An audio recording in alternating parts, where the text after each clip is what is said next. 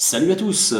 Me voici donc officiellement qualifié de lanceur d'alerte par un média de masse, en l'occurrence Valeurs Actuelles. Plus précisément par un journaliste courageux qui fait un travail très intéressant, Amaury Brelet.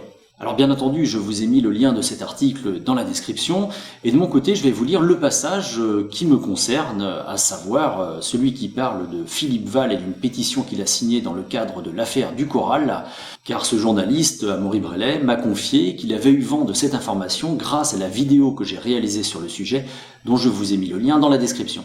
Alors avant de vous lire cette partie d'article, sachez que la pétition du Corral, c'était pour faire libérer notamment un type qui s'appelait Claude Sigala, qui était en préventive pour pédophilie, et il a été condamné par la suite. La pétition du Corral.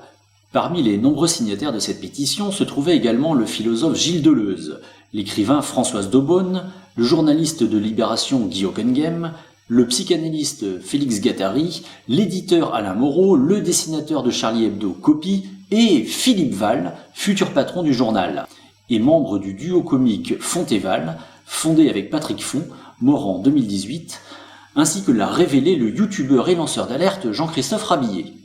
Authentifié par un des initiateurs de la pétition, la signature figure en effet à la page 37 du numéro 11 de la revue à caractère pédophile Possible, novembre-décembre 1982, que Valeurs Actuelles a consulté dans son intégralité.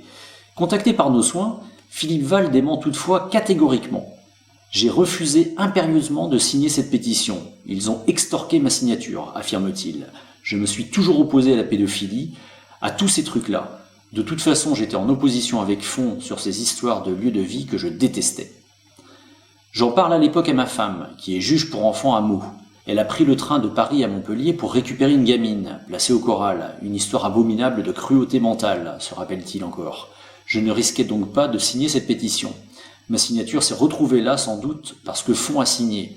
Je me suis engueulé avec ces mecs, des staliniens de merde et des anards sans foi ni loi qui m'ont traité de tous les noms. J'ai été l'objet d'une saloperie de leur part pour essayer de détruire une personne. C'est dégueulasse. Les années 70 étaient terribles pour ça. Il n'y avait pas de morale, c'était n'importe quoi. Ils voulaient des noms symboliques. Puis Ciné a ressorti plus tard cette histoire. Je trouve ça scandaleux. C'est un acharnement. Je suis puni. Moralement, c'est insupportable. C'est parole contre parole, résume Philippe Val. Voilà, j'ai donc l'honneur de vous présenter le plus grand lanceur d'alerte de tous les temps. La chaîne qui pique. Non, c'est vrai que par rapport à Julian Assange, je dois être un centième de lanceur d'alerte. Même pas. Pour finir, n'oubliez pas de liker cette vidéo, de la partager, d'y laisser des commentaires, de vous abonner à ma chaîne et de me soutenir financièrement sur mon compte Tipeee. Sur ce, je vous souhaite une bonne journée.